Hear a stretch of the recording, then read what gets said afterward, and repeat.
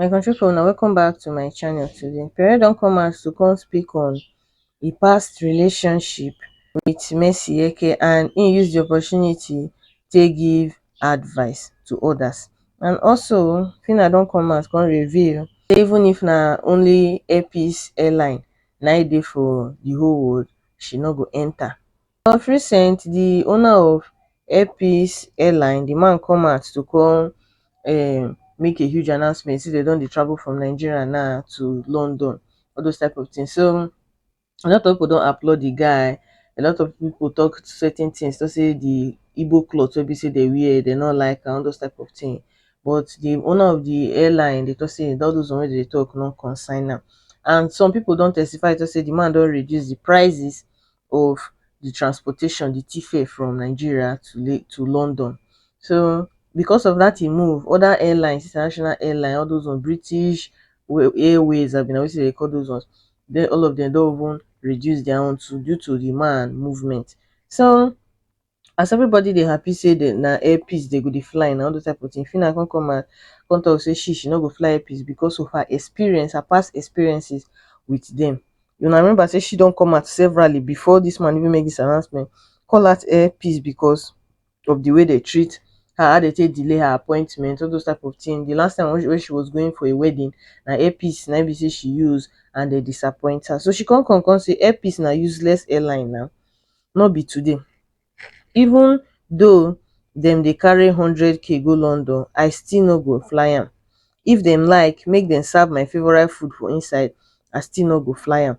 I cannot count the meetings and important things that useless airline has cost me in the name of flight delay, flight cancellation and technical issues. Come his truth no say make dem no talk am. Both she and her brother from Edo State, very dark brain man, two of them, they say they no go fly Airpeace. Where is their choice? Your experiences for certain things supposed to teach you lesson. Say if this thing happen again, I go know how I go take tackle the issue. So now the thing where we say Airpeace don't do them, now I make Phyna to say she herself she no go ever fly Airpeace, and we not fit fault her. So on top Pere matter, Pere come out come write an unsolicited advice for a story. He just dey use and they talk, they explain things. So he come say if they don't feel the same way you feel about them, just take a long walk and never look back. Now they talk about relationship. If it be romantic relationship, if it be friendship, all those type of thing. But say don't ignore the signs. The more you stay and delay, the more you would waste, and you are never getting it time. The more time you would waste and you are never getting it back. When they try to talk say if you dey date person wey be say e no feel the same way about you, you just dey waste your time. Yes, say because the more you dey delay, the more time dey waste. There's nothing like dating somebody. You know, say some people they go dey relationship, you realize say you dey date yourself. The person wey you dey date, e no even send you. Very selfish and wicked. People come dey make reference to a relationship with Mercy Eke. They come dey use am dey mock am say the way the girl take leave you, you still never get over the thing, all those type of thing. Saying the way they can't even drag Maria matter into the matter. Say they say Maria too, the way Maria take abandon you, that make you dey cry, all those type of things. So look, we see some comments. The first person here says, sorry Pere, Mercy didn't feel the same way for you. You were following Yash and she used you for her game. Someone come say Pere heal o, move on. The next person say same way Maria didn't look back, Olori Buruku dey drop quote. Pere statement na fact about real life, and BBN fans need to respect themselves and reason like normal people. Everything is not about favourites.